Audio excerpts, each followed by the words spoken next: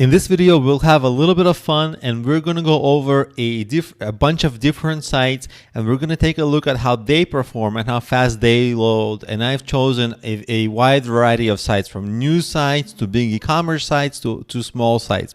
First, we're going to go to Walmart.com, just a regular big website. And you can see they have pretty bad, this is just the homepage, pretty bad optimization. It took 11 seconds for the first meaningful paint and 30 seconds for the site to be fully interactive. I was actually really surprised by that. So this is the second time that I ran this tool on their page, and actually it was slower the second time, and I'm really surprised. So I'd be curious, if you run it from your site, would that be different? If you run it from your own browser, maybe there was something wrong with mine, because I'm finding it hard to believe, because as you can see, they're actually relatively well optimized. See, they're serving images within 1.5 seconds. They have, other issues, but they're not major issues. So I'm not sure why. Maybe there are some server issues that we were experiencing with them or on my side, but essentially they took a long time to load without any major identified problems. Now, when I go to their any product, I'm not affiliated with this. I'm not affiliated with this product. But I just chose any product on Walmart, and I wanted to see if that loads faster. And so there's a 6 seconds.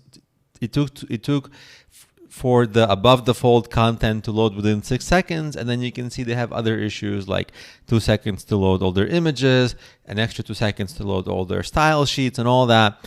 And so they could easily preload and optimize some of their CSS requests. So there's a lot of optimization that they haven't done, and that's surprising because they have a big web team and there's a lot of things that could be so easily done that they're just not done.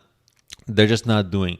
So that's very fascinating. You'd assume that they would have had it figured out. Now let's go to something like Pinterest. This is a Pinterest board, and Pinterest has much better performance. You see that it took only 3.3 seconds to start loading, and they didn't really have any major issues. I mean, very, very minor issues, really. So Pinterest was quite good. Let's see the next thing. A product from Amazon. This is my book, but I'm not promoting this book. I just happened to be on this page, and I ran the Amazon page, and Amazon was pretty okay optimized. But as you're going to see, it took them a while to load the images. You see, the off-screen images, they didn't load them very quickly. And sorry, I clicked something by accident, but what I wanted to show you is I wanted to expand this, and what I wanted to show you is that the first meaningful paint was in 2.4 seconds, which was really good. So they're very smart at showing you the stuff above the fold quickly, so that at least you start interacting with whatever you clicked on, right? Because usually on Amazon, the content above the fold is the content that you're usually looking for, like the product you want. And so that's very well optimized.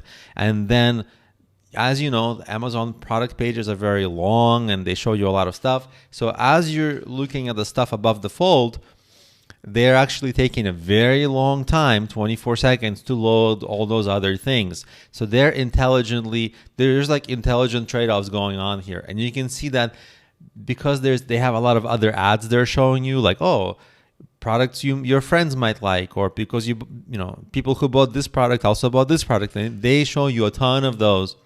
And for that reason, they have this huge load time for the off-screen images.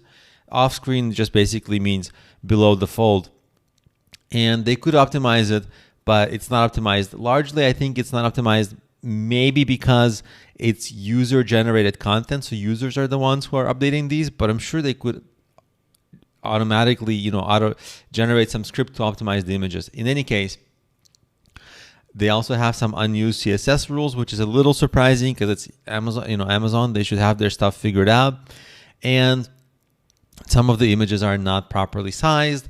So luckily for them, they were smart enough to first load things.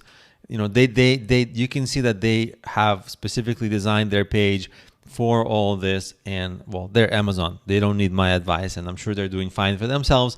Although we see this is a good example of how they really put care into loading the most important things first, and then they took their time.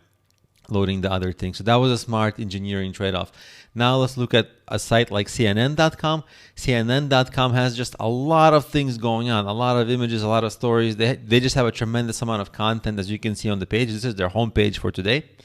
A lot of ads, a lot of content. And so Google gave their performance an actual 0, and it took 18 seconds for them to load the first meaningful paint. I mean, that was pretty bad. And you can see that the images aren't optimized. They're not preloading things. A lot of the common problems, they have all the common problems. So, and I think the main issue that they have is that every day or every hour, some part of the site gets updated. So maybe it's just too much content to keep on optimizing and updating. I don't know why they don't have that optimized so well, but it's pretty slow for these guys. Now, a couple of small sites. This is a client of mine. He sells a grout cleaning product, and he's a small retailer. He's got an e-commerce website. He just sells product, and I wanted to see how his site performs.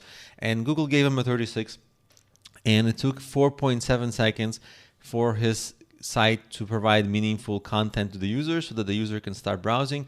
As far as retailers go, you can see that Amazon did a great job because they serve the products in half the time. And you can see that it just has, and the main problem is the image. And if it has just this one bottle image, if he can compress this image, I believe that he can shave off the load time for his page pretty significantly, and that will immediately boost his SEO. And I know that he cares about his Google SEO because he and I have been working on that. So I'm going to bring that up with him. And there's my friend's website, Site Hustle Nation by Nick Loper. You might know him. He runs a popular Site Hustle Nation podcast. I wanted to see how he's pretty on top of things. And he's pretty on top of SEO. So I wanted to see how his website is optimized. And this is his homepage. And you can see 5.7 seconds for first meaningful paint, with the biggest problem being the images. Even though he's very savvy, it's just many people today, they're just not, even the savvy people, they're just not optimizing the very, very basics like images. And if you start doing the basics, you'll immediately get ahead of even people who are quite savvy. And even companies, as you see here, who are quite wealthy and have whole teams of developers working on this, they just haven't gotten to this stuff. Because at times it's a little bit daunting, it's confusing, but as you can see in this course, it's actually not that hard. Once you start understanding what the fundamentals are, it's relatively basic, and you sometimes start thinking like, oh my God, what was I afraid of? It was much simpler than I imagined. So now that you see the sample set of very different sites, how they perform, and of course throughout this course you saw how my site performs and how we improved it, I'm sure you can. This is the advantage that you can have, because with very minimal work you can jump over most sites online, boost your sales and boost your SEO, which will in turn boost your sales.